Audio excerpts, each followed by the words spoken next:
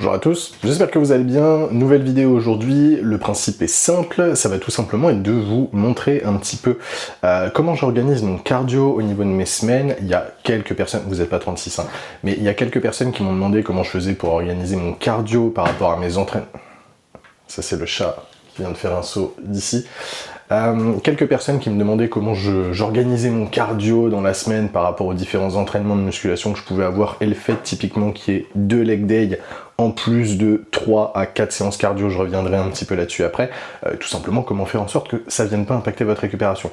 Parce que généralement, vous voyez sur les réseaux sociaux, potentiellement le cardio ça va vous empêcher de progresser sur les jambes ou quoi que ce soit. En réalité, je pense que vous êtes très très loin de cette problématique-là. Je pense que pour que ça devienne réellement un problème, vous devez quand même vous mettre des gros tarifs au niveau du cardio et probablement des gros tarifs au niveau de vos séances jambes avec un volume relativement conséquent. Ce que je vous propose, c'est que là je vous récupère, je vous montre rapidement le petit déj parce qu'il y a un truc que je vais vous expliquer à ce niveau-là. Après, je vais aller faire mon run, j'en aurai probablement pour 1 heure.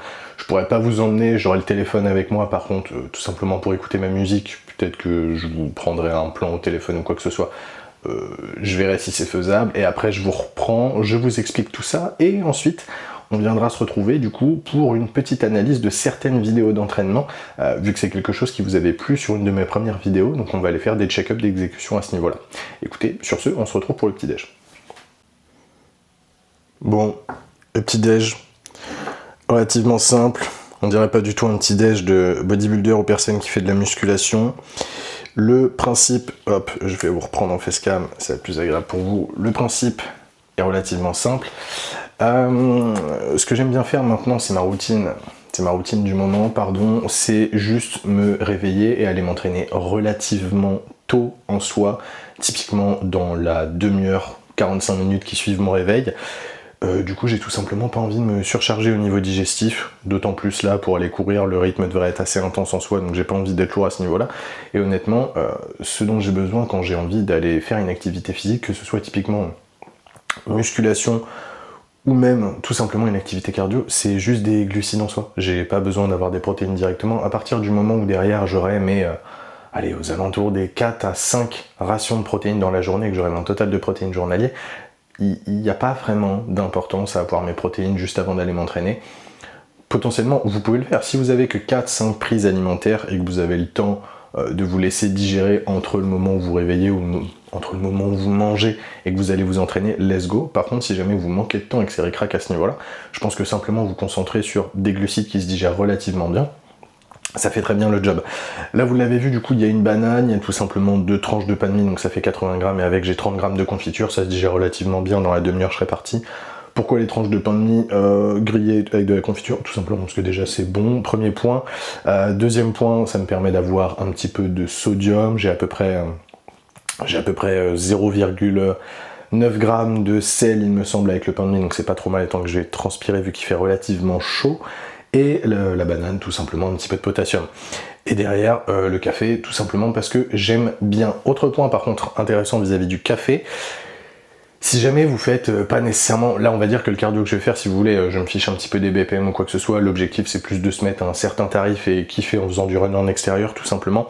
Par contre, si vous avez un cardio classique, type vous devez faire 40-45 minutes à 120-140 BPM, faites attention, si jamais vous avez une consommation de caféine relativement importante avant d'aller effectuer ce cardio-là, tout simplement parce que la caféine va automatiquement augmenter vos BPM. Donc potentiellement, vous pourriez vous retrouver aux alentours des 130-135 BPM, alors qu'en réalité, vous seriez peut-être aux alentours des 115-120 et vous allez faussement croire que vous êtes sur la bonne intensité de cardio que vous vous êtes donné ou bien que votre coach a pu vous prescrire.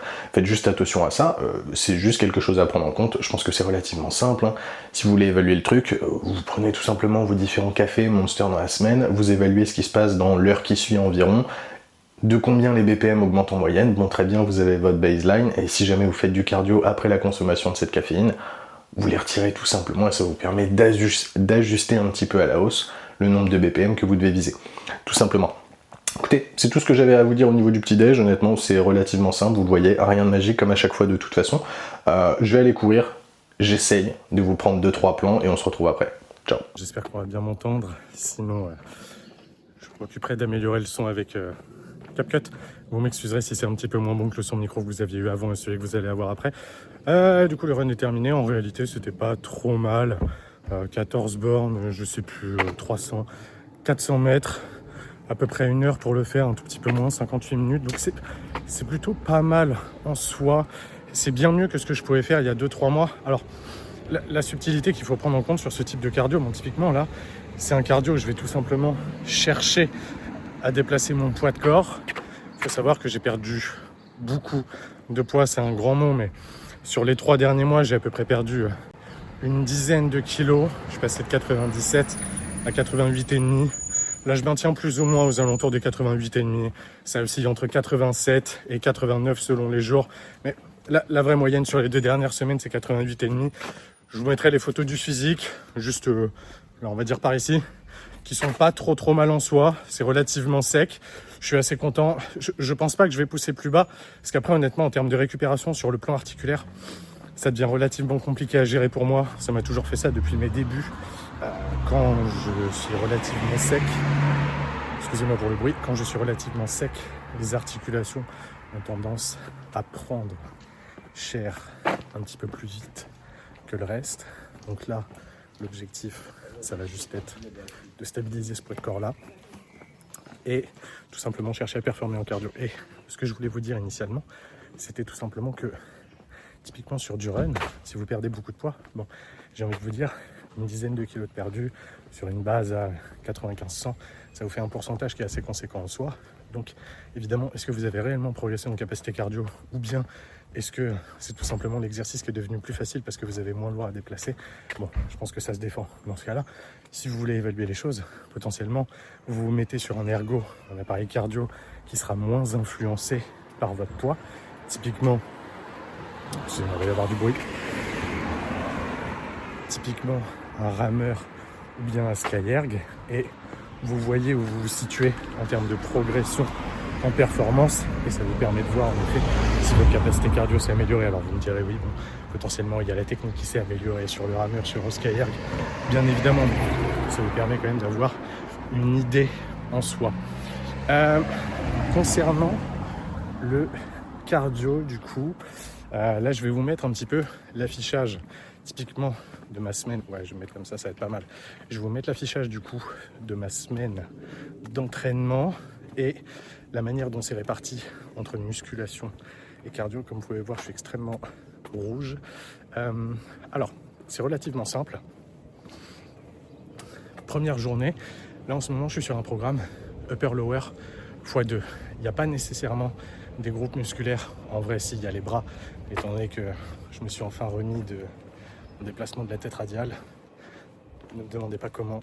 Je me suis réveillé un matin, je n'avais plus aucune douleur, c'est passé à 0 et j'ai pu reprendre mes curls tout naturellement. Bon, étrange, tant mieux, on va pas se plaindre. On espère juste que ça se reproduira pas parce que c'était quand même la 2e fois. Donc, 2 upper, 2 lower. Je commence tout simplement par le upper.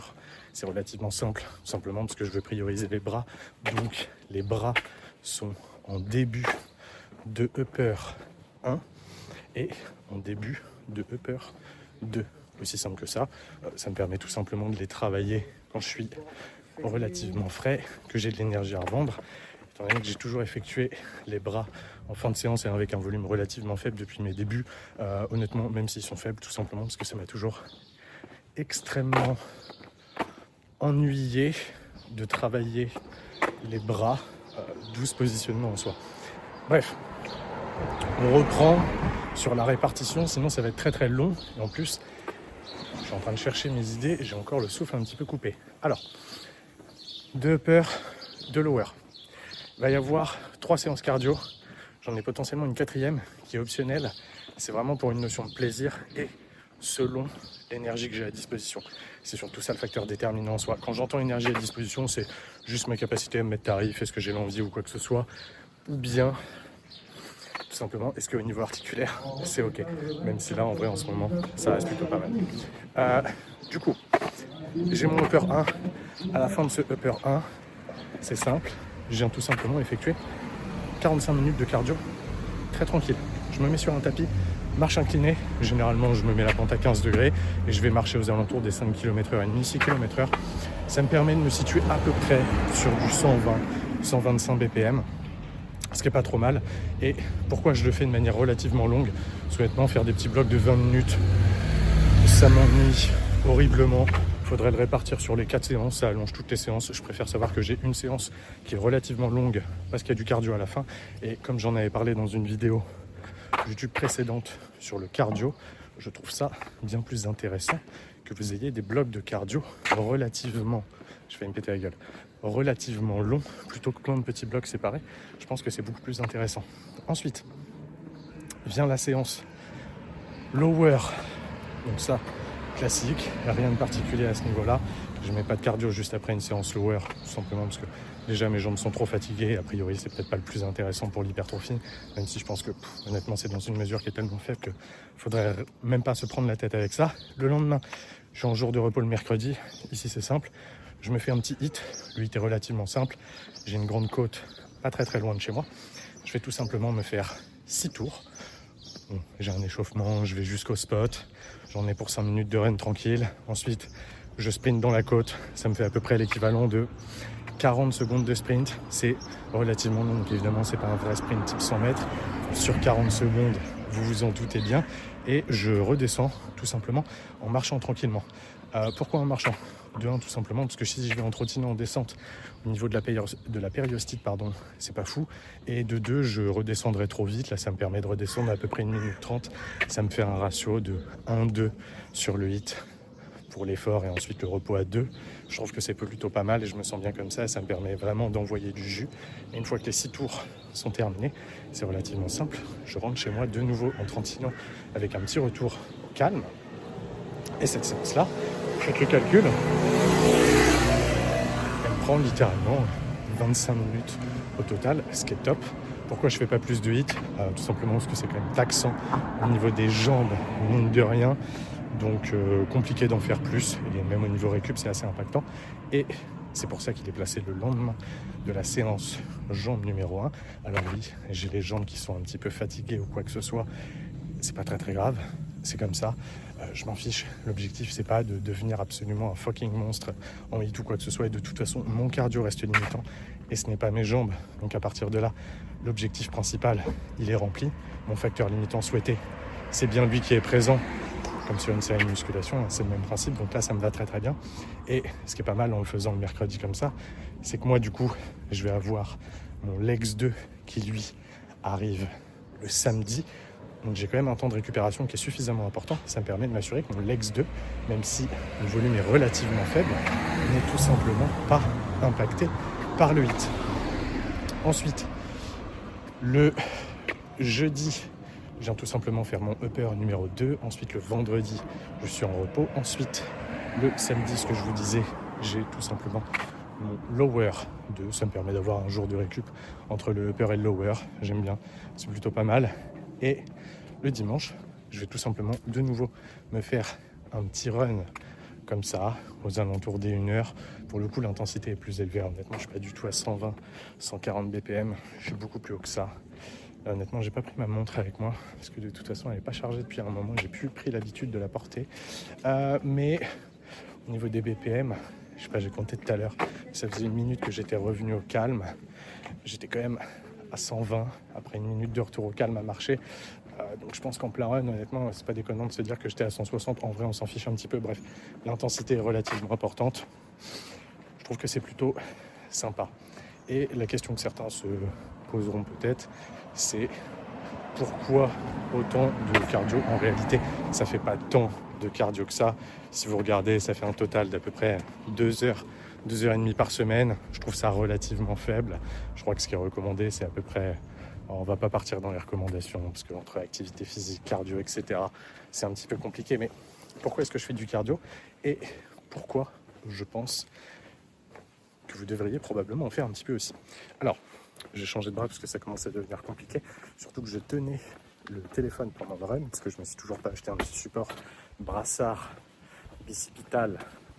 Bref, brassard pour tenir le téléphone. Donc, pourquoi est-ce que je vous conseillerais de faire du cardio aussi? Comme j'en avais parlé dans une vidéo précédente, je pense que déjà, bon, juste d'un point de vue santé, c'est plutôt pas mal. Faire juste de la musculation, en réalité, faites uniquement de la musculation pendant 4-5 ans. arrêtez totalement l'activité cardio et effectuez uniquement vos steps. Alors, c'est très bien, vous faites de l'activité physique, hein. Attention, l'objectif, c'est pas de vous faire peur, c'est pas de vous dire que vous faites mal les choses ou quoi que ce soit.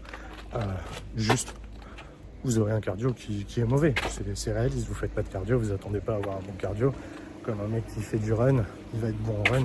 S'il fait jamais de muscu, il sera pourri en muscu, il n'aura pas de masse musculaire. C'est exactement le même principe. Ça, c'est le premier point. Je pense que d'un point de vue santé, c'est quand même vachement important parce que ça vous permet d'augmenter votre VO2 max. Et a priori, c'est quand même un prédicteur de longévité qui est relativement fiable en soi. Je pense que ça, c'est le premier point. Le deuxième point, et je pense que c'est probablement ceux qui vous intéresseront le plus, parce qu'il n'y en a pas qu'un deuxième, il y en a plusieurs, c'est tout simplement, ça va vous permettre de prendre un peu plus de muscles. Bon, premièrement, faire du cardio, c'est bête à dire, mais en termes de sensibilité à l'insuline, c'est honnêtement un gros game changer. Si en plus de ça, vous faites de la musculation, que vous avez une masse musculaire relativement importante, je pense que là, vous cochez les 2 cases principales pour vous assurer que ça se passe bien à ce niveau-là. Et honnêtement, avoir une bonne sensibilité à l'insuline, c'est relativement simple. Ça va tout simplement, si vous voulez, vous permettre de réussir à bien utiliser les glucides que vous allez avoir. Et ça vous permettra tout simplement de conserver une composition corporelle qui sera un petit peu plus clean durant vos prises de masse. Alors, ne me faites pas dire ce que je n'ai pas dit. Vous n'allez pas continuer vos prises de masse en ayant des ischios qui seront striés, des veines qui pop-up sur les abdos juste parce que vous faites du cardio et que vous avez une bonne sensibilité à l'insuline. Pas du tout. Mais vous vous assurez quand même de faire des prises de masse qui sont un petit peu plus clean en soi. Et ça, je pense que c'est pas négligeable, surtout quand vous commencez à atteindre un certain niveau. L'autre point est probablement celui qui n'est pas négligeable non plus. Et ça, je le vois de toute façon, que ce soit en salle, quand je peux m'entraîner avec des personnes que je connais, ou bien directement en coaching, sur les exercices bas du corps. Il y a énormément de personnes qui abandonnent, tout simplement parce que l'intensité de l'effort, la perception de l'effort, elle est beaucoup trop importante. Et ça, normalement, vous le savez, la perception de l'effort, c'est littéralement ce qui va régir votre capacité à vous approcher de l'échec musculaire. Cette même chose avec votre exécution qui régit le stimulus que vous allez produire à travers chacune de vos séries. Et du coup, si admettons, ce qui arrive plus souvent que ce que vous pouvez croire, vous êtes sur un leg extension, vous avez du 12-15 répétitions, il y a des personnes qui vont littéralement s'arrêter à 12-13, alors qu'en réalité elles en ont peut-être 16 à 17, uniquement parce que sur la partie cardio, ça devient relativement éprouvant, l'inconfort est trop important. Et ça, c'est quand même relativement dérangeant. Là, vous me direz oui, pas de souci. Dans ce cas-là, on se met en 6-9, on se met en 9-12, carrément. C'est les premières remédiations que je vais utiliser dans ces cas-là. La problématique, c'est que pour certaines personnes, réussir à stabiliser correctement au niveau du bassin sur ce rep range, c'est compliqué. Ou bien, tout simplement, chez des individus relativement forts. Typiquement, vous prenez un leg extension classique, Matrix ou Technogym, les deux auxquels vous aurez le plus souvent accès en France. Quand vous êtes relativement fort, la tranche de répétition en 6-9, honnêtement, il va falloir commencer à envoyer du gym pin. Et même avec le gym pin, de toute façon, dû à la manière dont les machines sont faites, vous ne pourrez pas rajouter en plus 40 kg. Donc ça, c'est le premier point. Et là, je vous prenais juste l'exemple du leg extension. Et il vous paraît peut-être extrême pour certains qui ont un cardio qui n'est pas trop mauvais ou qui n'ont pas encore cette problématique-là. Je vous assure que c'est plus récurrent que ce que vous croyez. Et après, c'est tout simplement sur des exercices type presse à cuisse, hack squat, sur des gros patterns comme ça. Les gens se retrouvent à être littéralement essoufflés. Ils vont devoir utiliser une multitude de pauses lorsqu'ils sont verrouillés, jambes tendues, pour reprendre leur souffle, parce que ça devient trop compliqué. Bon, évidemment, ces séries-là, en termes de productivité, ça peut être... C'est un peu dur à évaluer parce que vous faites un espèce de rest-pause intra-série de manière un petit peu inintentionnelle. Je pense que c'est vraiment pas la stratégie à utiliser en soi. Mais du coup, pareil, vous vous retrouvez avec des séries qui, de 1, vont générer une fatigue extrêmement importante pour un stimulus qui, honnêtement, laisse très probablement à désirer. Parce que même chose, regardez généralement ce qui se passe sur ce type de série. En fait, on a par exemple un bloc de 6-9 répétitions. On a une pause, une dizaine de secondes environ, hop, une répétition, 10 secondes, une répétition, 10 secondes, une répétition. Et vous regardez, en fait, la série a été prolongée. On a l'impression que l'intensité est importante parce que les personnes en question elles vont se retrouver avec un souffle qui est un peu coupé. On sent qu'elles sont en train de détoxy ou quoi que ce soit. Mais si vous regardez la toute dernière répétition après ces différentes pauses, en réalité, la concentrique, elle est relativement rapide. Tout simplement parce que vous restez relativement loin de l'échec musculaire. Alors même que la série a été extrêmement éprouvante. Et ça, je pense que c'est un problème, parce que du coup, vous perdez votre capacité à rentabiliser certains exercices en soi. Et c'est un peu dommage, parce que vous vous dites, potentiellement, faire du cardio, ça va faire fondre mes jambes, etc. Bon, ça, c'est une question que vous vous posez. Vous allez voir la vidéo précédente sur le cardio. C'est une question à laquelle je réponds assez précisément. Le résumé, si vous avez la flemme, c'est ne vous inquiétez pas, ce ne sera pas du tout le cas. Et au contraire, ça pourra justement vous aider, parce que ça vous permettra de mieux rentabiliser ces séries-là. Bref, c'est les principales raisons pour lesquelles je vous invite à faire du cardio. Autre raison, qui est un petit peu plus personnelle, mais sûrement une raison dans laquelle certains d'entre vous pourront se retrouver, après avoir fait quasi exclusivement de la musculation, mais un petit peu de cardio, mais c'était léger, c'était plus comme ça ou quoi que ce soit. La musculation, c'est sympa, pousser ses séries à l'échec, se mettre des gros tarifs sur un hack squat, presse à cuisse, gros cœur sur le tarif sur le hack squat pour ma part. J'aime beaucoup, en vrai, la presse à cuisse aussi. Je cite ces deux-là parce que je trouve que c'est vraiment les deux plus challengeants. Après, je trouve que sur des rows, des curls, etc., bon, il y a du challenge, mais c'est pas pareil. En vrai, c'est sympa, mais honnêtement, pour avoir repris le cardio et essayer de quand même me donner sur le cardio, je trouve que l'effort est juste différent. Et je trouve que le challenge psychologique que ça représente n'est pas le même. Et j'étais tout simplement dans une phase où, honnêtement, la musculation body, attention, ça reste toujours mon activité principale, ça reste les objectifs principaux en soi. Vous l'avez vu de toute façon avec l'explication précédente au niveau de la programmation. C'est clairement pas ce qui est priorisé. On peut pas tout prioriser de toute façon. Mais je voulais retrouver une activité où, de 1, je repars un petit peu de zéro et je suis un noob. Du coup, ça fait toujours plaisir parce que la courbe de progression, elle est extrêmement rapide au début, ce qui est toujours sympa, ça permet de se remotiver aussi. Et au-delà de ça, c'était juste réussir à se mettre des tarifs un petit peu différents de ce que je pouvais retrouver en musculation, parce que j'avais plus la sensation que ça pouvait être aussi challengeant ou quoi que ce soit. Il y avait une certaine lassitude qui s'était installée sur ce type d'effort.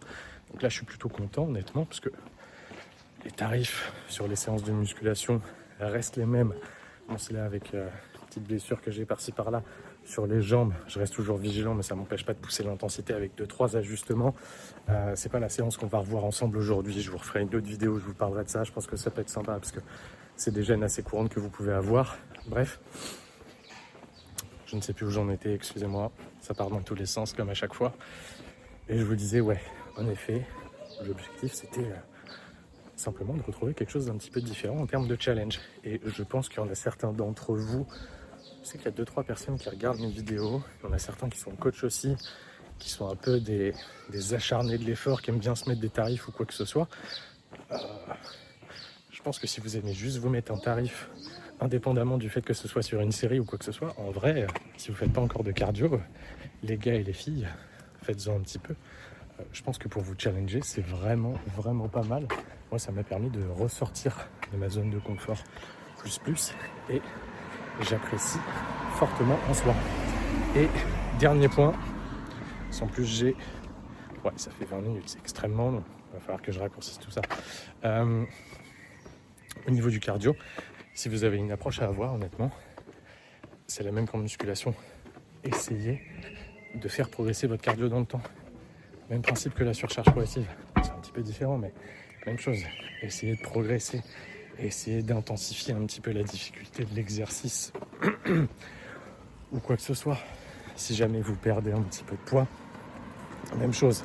Sur votre tapis en marche inclinée, augmentez un petit peu l'inclinaison. Cherchez à augmenter peut-être un petit peu les BPM auxquels vous allez être exposé. Essayez de parcourir une distance un peu plus importante avec le temps, avec un temps similaire à la dernière fois. Je pense que ça peut être pas mal que vous essayiez d'approcher le cardio de cette manière-là aussi. Bref, je vous embête pas plus longtemps. Et puis on se retrouve après. Ouais, ça va être long. On va se retrouver directement et je vais vous montrer une analyse d'entraînement. On va aller revoir quelques exercices ensemble. Oui, on se retrouve du coup pour l'analyse de la séance Upper 1. Je vous ai sélectionné pas mal de petits clips. Il y en a certains que j'ai pas pu prendre. Je sais plus quel exercice il me manque. Je crois que j'ai oublié de vous prendre les écartés, mais dans l'ensemble, on a la majorité de la séance, donc ce sera plutôt pas mal à ce niveau-là. Alors, comme je vous le disais, la séance relativement simple. On débute par un petit peu de bras. Ici, relativement classique, honnêtement. Et je vais uniquement avoir 3 séries de biceps et 3 séries de triceps. Pourquoi est-ce que je le fais en unilatéral? Potentiellement, on pourrait se dire qu'en effet, ça allonge un petit peu le temps de séance ou quoi que ce soit. Tout bêtement, parce que je ne me sens pas du tout à l'aise en bilatéral sur les exercices de bras.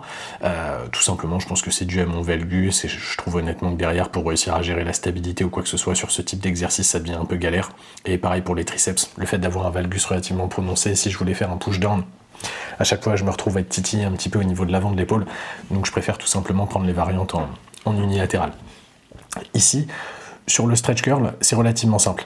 Là, il y a 2 choses sur lesquelles vous devez être très attentif en soi. La première, parce que c'est souvent une erreur que je remarque, c'est souvent au fur et à mesure que les personnes montent comme ça, on se retrouve, si vous voulez, en fait, avec un coude qui, lui, au lieu de rester plus ou moins fixe, là, on va avoir, hop, la trajectoire épaule-humérus, enfin, épaule-coude, pardon, par rapport à mon buste, normalement, elle reste relativement fixe au cours du mouvement. Par contre, on a des gens qui ont tendance à déporter petit à petit le coude vers l'avant, et ça, généralement, c'est tout simplement dû au fait que vous cherchez absolument à lever la main le plus haut possible, et en fait, le fait de lever la main, du coup, vous allez automatiquement chercher à lever un petit peu plus le coude.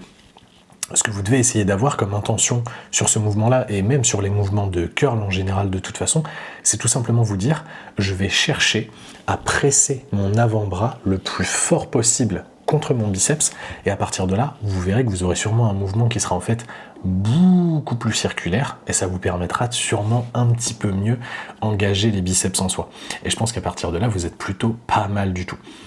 L'autre petit point, si vous avez un valgus au niveau du coude, plutôt que de chercher typiquement à vous positionner directement, totalement aligné avec la poulie, vous vous mettez un tout petit peu de biais par rapport à la poulie. Je vous montre ça très rapidement avec un schegma parce que ici vous vous en rendez peut-être pas très bien compte. Typiquement, on imagine une vue du ciel, d'accord? Une vue par le dessus. Là, je vais avoir l'endroit où est située ma poulie.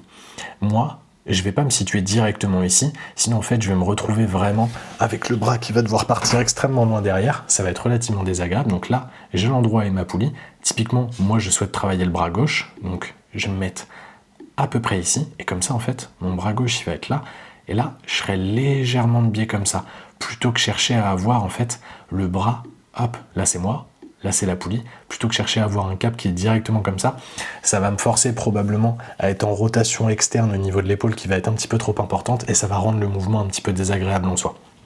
Faites juste attention à ça, c'est les erreurs les plus fréquentes que je vois sur cet exercice-là. Ensuite, on arrive tout simplement sur un push-down à un bras. Alors, au niveau du push-down ici, relativement simple, vous pouvez le voir. La première chose que je vais faire ici déjà, c'est me placer relativement proche de la poulie.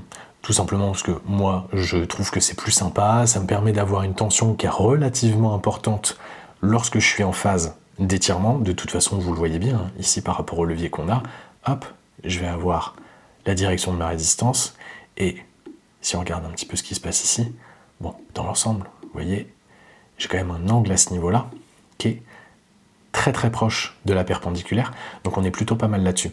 Et au fur et à mesure que je vais avancer sur le mouvement, tac, voilà, juste ici, là, hop, j'ai ma ligne au niveau de la direction de ma résistance, et moi, je vais me retrouver comme ça, donc en soi, j'ai un alignement qui est assez proche. Contrairement potentiellement à si je cherchais à me positionner un petit peu plus loin de ma poulie, ce qui est assez souvent fait. Typiquement, si moi j'étais ici, bon voilà, c'est simple, hein, j'aurais le bras qui serait le long du corps, juste là, donc ça va être la même ligne. Ici, on imagine que c'est le niveau de ma main. Et voilà, je me retrouvais avec un câble qui est comme ça. Bon, c'est approximatif, mais vous saisissez l'idée. En effet, je vais avoir plus de tension à la contraction. Alors, c'est pas nécessairement gênant en soi. La seule chose qui va être plus gênante, c'est qu'en fait, moi, ça va me demander de chercher à faire une extension d'épaule, tout simplement chercher à faire partir le bras loin vers l'arrière pour réussir en fait à garder l'humérus proche du corps. Et ça, c'est relativement compliqué pour certaines personnes. même quand vous avez des charges relativement légères, parce que ça vient vous titiller un petit peu au niveau de l'épaule en soi. Donc si jamais c'est quelque chose qui vous handicape, vous faites tout simplement en sorte de vous positionner proche de la poulie, et ça vous permettra de ne plus avoir trop de soucis à ce niveau-là. Même chose, moi ce que je viens faire, vous le voyez, ici au niveau de la poignée souple, je suis ni totalement sur de la pronation, ni totalement sur de la prise neutre. Tout simplement parce que la prise neutre, ça a tendance à glisser un petit peu. Je manque d'adhérence en fait avec ma poignée.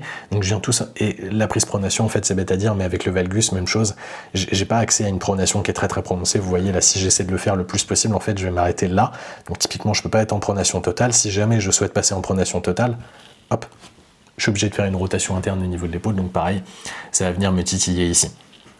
Donc là, tout bêtement, je suis à mi-chemin entre les deux, et la poignée souple, elle me permet tout simplement, justement, de l'orienter pile poil, de façon à être extrêmement à l'aise en soi.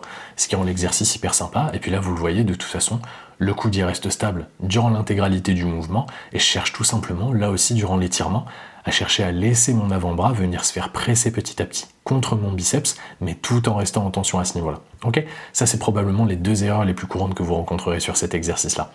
Si jamais par contre vous êtes quelqu'un qui a un valgus qui n'est pas très très prononcé, que vous êtes à l'aise avec la version en bilatéral, typiquement avec une barre un peu en V ou quoi que ce soit, que ça occasionne aucune douleur, aucune gêne, que ce soit au niveau du coude, poignet ou de l'épaule, peu importe, dans ce cas-là, vous embêtez pas, continuez à le faire en bilatéral, tant qu'il n'y a pas de problématique de stabilité par rapport à la charge que vous utilisez, ça vous permet de gagner du temps. Qui dit vous gagnez du temps, vous pouvez probablement vous permettre d'accumuler un petit peu plus de volume tout en gardant un temps de séance qui est similaire. Et je pense qu'à partir de là, honnêtement, c'est une win-win. Alors, là au niveau du lat pull-down, bon, hop, on peut voir que le banc il n'était pas extrêmement bien calé, il y a eu un petit mouvement de glisse, donc ça c'est le genre d'erreur à éviter. Ici c'est relativement simple, je vais tout simplement utiliser mon bras de repos pour venir me stabiliser à ce niveau-là, parce que mine de rien, même si ma direction, enfin ma résistance, elle arrive quand même de vachement vers le haut, elle a quand même tendance à me tirer un petit peu vers l'avant. Donc moi ça m'évite d'avoir le buste qui va tout simplement se faire entraîner à ce niveau-là. Et après pour ce qui est de la résistance qui me dirige vers le haut, vous vous en doutez par rapport à mon poids de corps, évidemment que j'utilise pas des charges qui sont aussi importantes que mon poids de corps à un bras, donc j'ai pas de souci là-dessus, je vais bien rester ancré au fond du siège. La seule chose qui serait dérangeante c'est de me faire tirer vers l'avant, mais pour le coup, le bras ici permet tout simplement de faire ça. Et là, la chose à laquelle vous devez être attentif, c'est typiquement ce qui se passe sur la fin du tirage, juste ici. Vous voyez, là, alors la luminosité, je l'avais un petit peu baissée, je suis désolé, mais normalement on s'en rend suffisamment compte. Quand je vais venir terminer mon tirage, déjà, j'ai en effet l'épaule qui va être abaissée, et surtout au-delà de ça, je vais tout simplement faire en sorte de garder une poitrine qui va être relativement sortie. Parce que généralement, l'erreur que vous observez quand les gens viennent effectuer ce tirage-là, c'est, hop, ils viennent en fait vachement enrouler l'avant de l'épaule.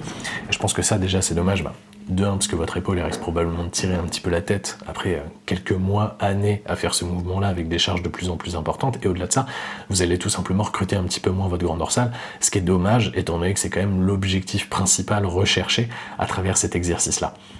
Et sinon relativement classique ici, n'ayez pas peur d'avoir du mouvement d'omoplate, vous voyez, je laisse légèrement mes épaules se décrocher un petit peu vers le haut et vers l'avant, en gardant mon buste fixe, pas de rotation au niveau du buste, celui-ci ne s'avance pas, tout ce qui se passe c'est uniquement au niveau de l'épaule, et là, je cherche à les abaisser et venir les raccrocher au fur et à mesure que j'entame en fait ma phase concentrique. Alors, ici, lat pull down regular grip, relativement simple. Sur celui-ci, vous verrez, j'étais un petit peu plus tranquille au niveau des charges, c'est pour ça qu'il y a pas mal de vitesse à ce niveau-là. Entre guillemets, je me concentrais un petit peu plus sur la sensation, tout simplement parce que la prise pronation, même si ça va beaucoup mieux au niveau de ma tête radiale sur le bras gauche, je reste encore vigilant et j'ai pas nécessairement l'envie de bourriner à mort à ce niveau-là. Donc là, l'objectif, c'était de travailler sur un vrai range un petit peu plus élevé. Typiquement, si votre objectif ici, c'est de recruter le grand dorsal, il y a 2 choses auxquelles vous devez faire attention. Déjà, typiquement, évitez de trop incliner votre buste vers l'avant. Plus vous allez incliner votre buste vers l'avant, plus vous allez vous retrouver en fait avec un pattern de tirage qui ressemble un petit peu à un row, alors que si vous êtes relativement à la verticale, vous allez vous retrouver à pousser les coudes beaucoup plus vers le bas, vers le sol. Ça vous permettra évidemment d'un petit peu mieux solliciter le grand dorsal. Alors, bien sûr, acceptez que dans tous les cas, vous allez avoir les coudes qui se dirigent un petit peu vers l'arrière. C'est pas très très grave. Ce qu'il faut, c'est que ce soit pas dans une mesure qui est trop importante. Si vous vous retrouvez à tirer avec cet angle-là, bon, honnêtement, vous voyez, je me remets droit, c'est quasi l'équivalent d'un rowing ici. Si on est comme ça, bon, ça reste relativement cohérent en soi. Ok ? Au niveau de la largeur de prise ici, on pourrait se dire que c'est relativement large en soi. Hop, on va faire un arrêt sur image typiquement. Voilà, juste ici. Là, on peut s'apercevoir qu'en réalité, j'ai probablement les coudes, vous voyez, qui sont à peu près, enfin les avant-bras, pardon, qui sont à peu près orientés comme ça, alors que j'ai mon cap qui lui va être comme ça, du coup on a à peu près ça. Bon, c'est pas totalement aligné en soi. Ça, c'est pas très rare, parce que de toute façon, déjà, ici, c'est la friction qui s'occupe de garder une position de main fixe au fur et à mesure que j'avance dans le mouvement. Et pourquoi est-ce que je prends pas plus serré? Tout simplement, même chose. Je vous l'ai expliqué un petit peu plus tôt, et c'est exactement ce qui revient. Je vais avoir... J'ai pas accès à une énorme pronation. Donc plus ça va être serré pour moi, plus ça va être difficile de réussir en fait à conserver une pronation importante tout en faisant en sorte que j'ai bien les avant-bras qui restent à peu près alignés avec mon câble. Alors que plus je vais venir m'écarter ici, plus ça devient facile de garder une pronation. Plus j'arrive là, plus vous voyez, je suis obligé petit à petit de me forcer et je me dirige automatiquement vers du neutre, alors que là, c'est beaucoup plus simple. Et c'est quelque chose qu'on va aller voir sur l'exercice juste après, au niveau du coucher à la barre, parce que c'est la même problématique en soi, et pour le coup, celle-ci, je la vois assez régulièrement. Sinon, honnêtement, sur cet exercice-là, rien de particulier à signaler. La seule petite chose que je peux vous conseiller, pareil, si vous avez des problématiques au niveau de la stabilité sur cet exercice, généralement, ce qu'on voit, hop, juste ici, vous avez votre boudin, ce qu'on voit très souvent, c'est que les gens, en fait, ils vont positionner à peu près la fin de la cuisse vers le genou, au même niveau que le boudin, et du coup, ils sont assis très très au fond du siège. En soi, ce que vous devriez faire, c'est essayer de faire en sorte de vous mettre le plus proche possible, le bassin en fait, quasiment au niveau du boudin, comme ça vous serez beaucoup plus stable et vous perdrez beaucoup moins de force pour réussir à vous stabiliser. La seule petite problématique que vous allez rencontrer en faisant ça, c'est tout simplement en effet, typiquement vous êtes sur des poulies Technogym, je crois qu'il y a les pré-corps qui sont aussi conçus de la même manière, c'est que parfois en fait la poulie est très très en avant et du coup si vous avancez beaucoup, vous vous retrouvez en fait avec limite une barre qui passe un peu derrière vous et vous allez presque vouloir faire un tir à genou et là vous serez obligé de vous incliner vers l'arrière pour réussir à tirer correctement. Donc ce que je viens de vous donner en réalité, ça dépendra quand même du matériel que vous avez à disposition. Ah oui, il y avait cet exercice-là. Alors, pas que je me mette à faire du functional training ou quoi que ce soit, du tout, c'est tout simplement parce que je voulais un mouvement de tirage pour le haut du dos. Deux problématiques. Problématique numéro 1, j'ai une costochondrite, autrement dit c'est tout simplement une inflammation au niveau des cartilages, sur les côtes, etc. Ce qui fait que dès que je vais avoir une pression relativement importante dessus, ça vient tout simplement occasionner des douleurs. À moins de faire des séries de 30-40 répétitions, par rapport aux charges que j'ai besoin d'utiliser, je peux pour le moment pas réellement utiliser de support ventral. Donc j'avais potentiellement la possibilité d'utiliser un upper back focus cable row classique à la poulie. Honnêtement, ça m'ennuyait un petit peu de faire uniquement ça, et pareil, je trouve que mettre relativement lourd sur cet exercice, ça devenait relativement compliqué, surtout si je souhaitais réussir à dissocier le mouvement de bas du dos avec ce petit balancier du mouvement d'omoplate et surtout réussir à me focus à 100% sur le mouvement d'omoplate sans faire en sorte qu'il y ait une cambrure lombaire qui intervienne à ce niveau-là. Alors que pour le coup, cet exercice-là, il est sympa parce que déjà, la cambrure lombaire, dans tous les cas, ou un mouvement de bas du dos, il ne m'aidera pas à réussir à engager le mouvement. Et l'autre chose qui est intéressante, c'est que l'un des meilleurs conseils, typiquement que vous pouvez avoir sur les T-bar row, les chest supported row, etc., quand vous voulez chercher à focus au maximum le haut du dos, c'est au lieu de chercher à tirer vers vous, vous vous dites plutôt que vous allez chercher à pousser votre poitrine et en fait, vous cherchez à vous tirer vers la barre en soi. Et là, du coup, ce qui est extrêmement bien, c'est que c'est ce qui se passe. Vu que je bouge mon poids de corps, c'est tout simplement à moi de tirer littéralement vers mon poids d'ancrage ici. Ce qui fait qu'honnêtement, l'exercice est très très sympa et si je me concentre bien sur le fait de chercher à bouger mes omoplates ou quoi que ce soit, honnêtement, j'ai pas besoin d'aller excéder la quinzaine de répétitions et en plus, alors là je voulais pas filmer, ça me permet de faire un drop set mécanique très très rapidement par la suite et du coup honnêtement j'aime bien et puis ça me rappelle un petit peu la période street workout ou quoi que ce soit et pour le moment il n'y a pas de souci au niveau des charges et de toute façon si problématique il y a au niveau des charges, je viendrai tout simplement mettre un petit gilet lesté ou quoi que ce soit et ça me permettra de continuer à appliquer ma surcharge progressive et continuer à réussir à la quantifier dans le temps.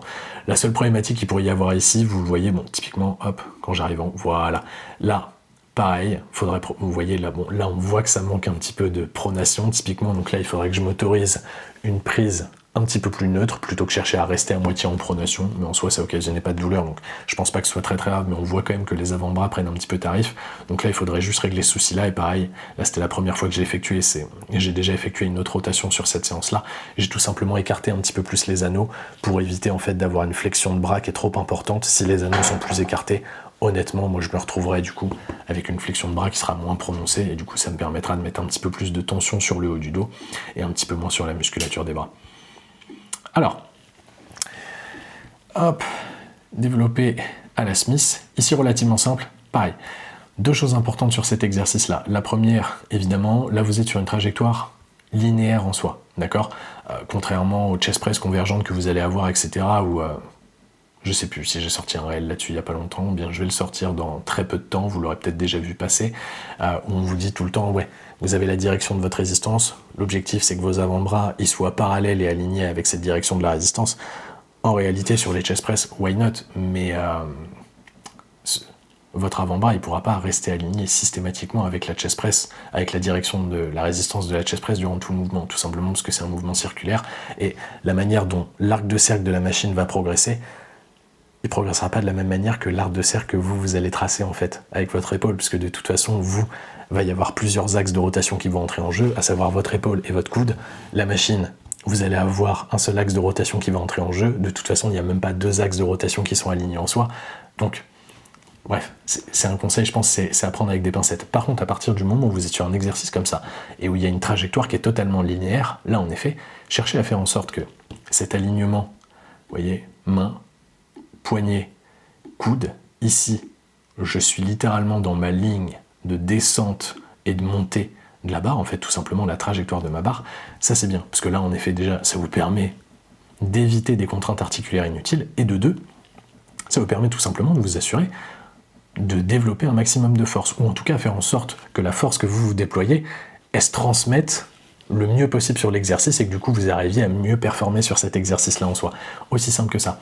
Et pour revenir sur ce que je vous disais tout à l'heure au niveau du valgus, même chose, moi ici je vais adopter une prise relativement large, ce qui peut faire que j'ai des coudes qui paraissent peut-être un petit peu écartés, je vais pas totalement être à 45-60 degrés, j'ai plutôt tendance à être comme ça, alors je suis pas non plus en guillotine parce que j'ai pas envie de me flinguer, de toute façon l'épaule gauche me le rappellera très très vite que c'est une mauvaise idée dans mon cas, mais je vais plutôt être comme ça, tout simplement parce que par rapport à mon valgus, le fait qu'il soit prononcé, j'ai tout intérêt sur des exercices à la barre comme ça, de pousser, de prendre une prise un petit peu plus large, plutôt qu'une prise serrée, parce que si je prends une prise beaucoup plus serrée, qu'est-ce qui va se passer? On l'a vu tout à l'heure, pour réussir à conserver cette pronation, alors soit j'ai les mains qui vont glisser, mais c'est jamais ce qui se passera sur une Smith Machine ou quoi que ce soit pour réussir à conserver la pronation, si je suis un petit peu plus serré, hop, je vais avoir un petit peu plus de rotation au niveau de l'épaule, et moi, typiquement sur des patterns comme ça, ce que je veux, c'est réussir à conserver les épaules en position neutre, en plus basse, pour faire en sorte de bien recruter mes pectoraux et éviter de trop venir recruter l'avant de l'épaule. Donc j'ai tout intérêt à faire ça, même si potentiellement la trajectoire est un tout petit peu moins bonne ou quoi que ce soit,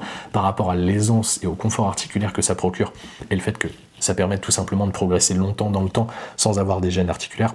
Je pense que vous devriez faire pareil en soi. Bon, sinon, en vrai, rien de particulier à signaler sur cet exercice-là. Série relativement classique, j'ai envie de vous dire. Vous voyez que je fais en sorte de pas descendre trop bas. Alors, même chose, en réalité, je pourrais me le permettre. C'est juste que, pareil, si je viens trop étirer la costochondrite, ça tire un petit peu. Donc, pour le moment, je me force automatiquement à limiter l'amplitude.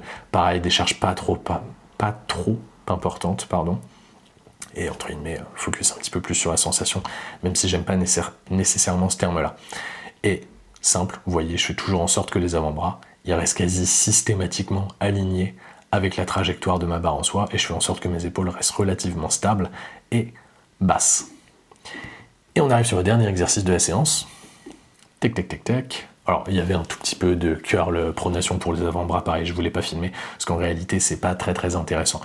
Pourquoi je fais du curl pronation pour les avant-bras? S'il y en a certains qui se demandent, tout simplement parce que j'ai envie d'avoir des extenseurs des avant-bras qui sont un tout petit peu plus musclés en soi, et tout simplement parce que je pense que ça m'évitera aussi d'avoir de nouveau des problématiques comme j'ai pu avoir au niveau du coude ou quoi que ce soit. J'ai rien à perdre, et dans un but d'esthétisme, de toute façon, je trouve ça relativement sympa aussi. Au niveau des élévations latérales ici, bon là vous le voyez, par rapport à la hauteur que j'ai pu placer au niveau de ma poulie, en réalité j'aurais même dû la placer un cran plus haut. Je crois d'ailleurs que je me suis trompé par rapport au cran sur lequel je la place habituellement. J'ai pas dû être très attentif à ce moment-là, normalement elle aurait dû être située ici, parce que j'aime bien faire en sorte que le maximum de la tension soit vraiment au départ de mon mouvement. Bon, dans tous les cas, on fait à peu près le job, hein. Vous voyez, on est à peu près sur un angle à 90 degrés en vrai, on y est à peu près. Il y a deux choses auxquelles vous devez faire attention ici. Les deux erreurs les plus fréquentes que je vois. La première, c'est tout simplement le mouvement qui va être initié avec des scaps qui vont s'élever. En gros, au lieu de chercher à démarrer votre mouvement, au lieu d'avoir un mouvement comme ça, on se retrouve avec ça. Hop, là, j'ai vraiment une élévation de scap qui vient en fait créer de la vitesse et ce qui permet de finaliser le mouvement. Alors oui, la dynamique est à peu près la même, par contre la tension que vous allez placer sur le deltoïde latéral en faisant ça, elle est beaucoup moins importante. Donc soyez juste vigilant à ce point-là. Et pour ça, c'est simple, cherchez tout simplement à pousser votre bras et votre main loin sur le côté, plutôt que chercher à la lever en hauteur. Ça vous permettra automatiquement de venir corriger cette problématique-là. Et l'autre conseil que je donne généralement à mes clients, tout simplement parce qu'il y a une erreur très très fréquente que je vois aussi, et c'est sur la fin de l'excentrique, donc la fin de l'étirement, au moment où on revient ici, là, vous allez voir, et même moi je le fais très légèrement ici, j'ai tendance à venir... On le voit pas très très bien, j'aurais dû vous filmer ça de dos, mais c'est pas grave. J'ai tendance à venir légèrement faire reposer mon bras sur mon grand dorsal, ce qui fait qu'en réalité ici, j'ai même probablement pas énormément de tension en soi, et je devrais repartir un tout petit peu avant.